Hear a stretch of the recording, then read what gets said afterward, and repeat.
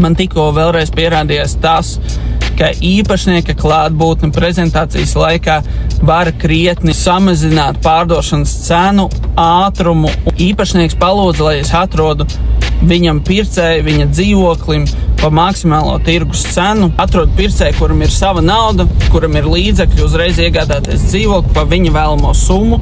Apstoties dzīvokli, pircējiem viss patīk. Atrašanās vieta, remonts, izkārtojums, lokācija, vispārējais. Bet, protams, kā visi pircēji vēlas pajautāt slaveno frāzi, vai cena ir runājama. Tad, kad viņi šo pajautā, mēs visi aģenti esam apmācīti, kā šo frāzi apiet, lai pircējs neapvainojas, lai mēs dabūjam maksimālo tirgus cenu un visi beigās ir laimīgi. Pircējs pajautājot, vai cena ir runājama, es pat nepaspēju neko pateikt.